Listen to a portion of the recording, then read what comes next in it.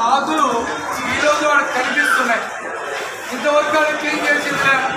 మరి మన RTC incharge Ramanamma madam గారిని అడిగితే మేము పారిశుభ్రంగా ఉంచాము, మాకు 4 పారిశుద్ధ కార్మికులు ఉన్నారు, వారి ద్వారా క్లీన్ చేస్తున్నారు, వారికి తాగునీరు కూడా ప్రయాణికులు ఏర్పాటు చేశాము, వాళ్ళకి పెద్ద ట్యాంకుని ఏర్పాటు చేశాము, వాటి నుండి కుళాయిలు ఒకటే వస్తే ఆ కుళాయిల నుంచి ప్రయాణికులకి అందరికీ సౌకర్యంగా ఉంటాయని చెప్పేసి రమణమ్మ మేడం గారు చెప్తున్నారు. అంటే ఇతర రాజకీయ పార్టీ నాయకులు వచ్చి అడిగితేనే వాటి విషయాలు గుర్తుకొస్తాయి, లేకపోతే వారికి గుర్తురావు. అదేవిధంగా పేద ప్రజల కోసం, అడుగు బలహీన వర్గాల ప్రజల కోసం ఈ ఆర్టీసీ ప్రయాణం చేసేదానికి ప్రయాణికులు ఉంటే వాటిని వారికి ఉపయోగించే విధంగా ఈ భూమిని వాడండి అని దాతలు ఇస్తే మన ఆర్టీసీ అధికారులు మాత్రం చుట్టూ బ్రహ్మాండమైన కాంప్లెక్స్లు కట్టారు. హాస్పిటళ్ళు ఉన్నాయి, పెద్ద పెద్ద మరి చెప్పుల షాపులు ఉన్నాయి, చాలా మరి కార్పెంటర్ సంబంధించినవి ఉన్నాయి, పెద్ద హోటళ్ళు ఉన్నాయి, ఫర్నిచర్ షాప్ ఉన్నాయి.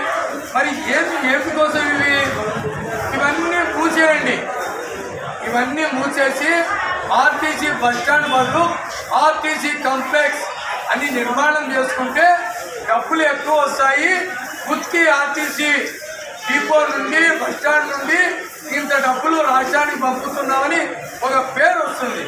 అదేవిధంగా రమణమ్మ మేడం గారికి వస్తుంది ఆ పేరు. అట్లే గుంతకల్లు ఆర్టీసీ డిపో మేనేజర్ గారికి కూడా వస్తాయి. మరి ప్రజలకు అవసరాలు లేవు, వాళ్ళని హింసించైనా వాళ్ళకి ఇబ్బంది పెట్టైనా వాళ్ళకి డబ్బులు కావాలి. అదేవిధంగా ఈ సందర్భంగా మనం కోరుతున్నాం, చూడండి ఏమన్నా వసతులు ఉన్నాయా, ఫ్యాన్లు ఉన్నాయా, చైర్స్ ఏమన్నా నీట్గా ఉన్నాయా, చెత్తలు ఉన్నాయి, తాగేకి నీరు లేదు. బస్టాండ్ చూస్తే చిన్నది, 1.5 లక్ష జనాభా వచ్చిపోయే బస్టాండ్ ఇది. 560 బస్సులు తిరుగుతున్నాయి రోజుకి. అంటే ఏ స్థాయిలో ఈ బస్టాండ్ నిర్మాణం జరగాల? ఈ ఆక్రమణకు గురవుతున్నాయి. రోడ్లు చూస్తే పూర్తిగా గుంతలు పడ్డాయి.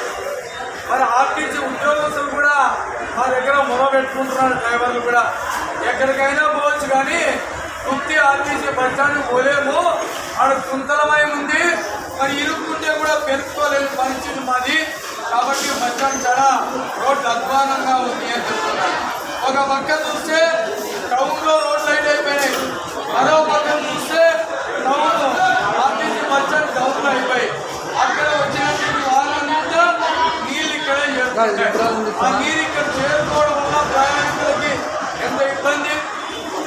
ఈరోజు రెక్కల మీద బాగా దిగుతున్నాయి. ఏమో సిపిఎల్ సంబంధించింది కాబట్టి ఈ రెక్కలు 4 రెక్కలు దిగుతున్నాయి, ఇక్కడ రెక్కలు తిరగవు. ఎందుకంటే ఏదో మంది ఆర్టీసీ వ్యవస్థకు చెడ్డ పేరు వస్తుంది అని, ఏమో ఒకరికి చెడ్డ పేరు రావాలని ప్రయత్నం చేయడంలో ఆర్టీసీని పరిశుభ్రంగా ఉంచండి, బాడిగలకి ఇవ్వద్దండి, ఎక్కడ పడితే అక్కడ మీ ఆదాయాన్ని చూసుకొని ఆర్టీసీ ప్రయాణికులకి ఇబ్బంది కలిగించొద్దండి. పక్కనే మరి గుర్తి రైల్వే జంక్షన్ ఉంది, అక్కడ నుండి కూడా వస్తారు, పక్కనే హైవే ఉంది.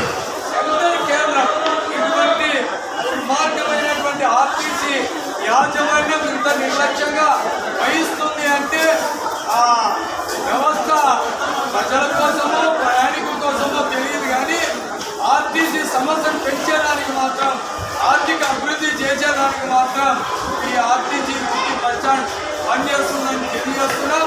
ఈ విషయంలో మరి డిస్ట్రిక్ట్ ఆర్టీసీ యాజమాన్యం దగ్గర తీసుకోవద్దాం.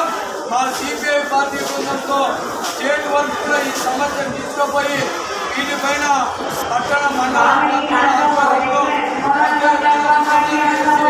వీరికి తగిన మూల్యాన్ని అందరూ ఆర్టీసీ వ్యవస్థ చెల్లించుకుంటుందని ఆర్టీసీ వ్యవస్థకి హెచ్చరిక చేస్తున్నాం.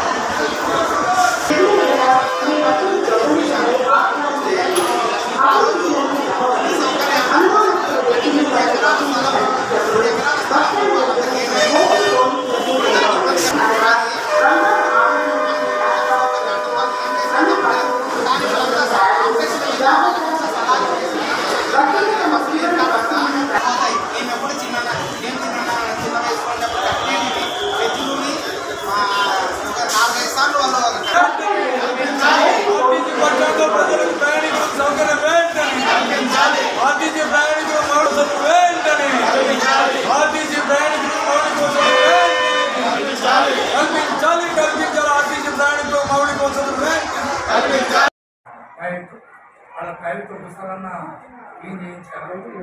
పారిశుద్ధ కార్మికులు ఉన్నారా ఇక్కడ? ఈ మన పే అమౌంట్ మాత్రం బాత్రూమ్ కోసం క్లీన్ కావాలి, అక్కడ పోయేకే లేదు. ఎందుకు మేడం అది స్వచ్ఛ భారత్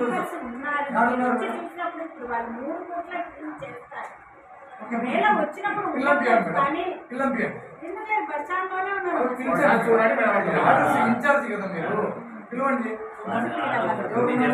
చూడండి దాంట్లో పోయి రోజు 3 సార్లు క్లీన్ చేస్తే అట్లా ఉంటుంది.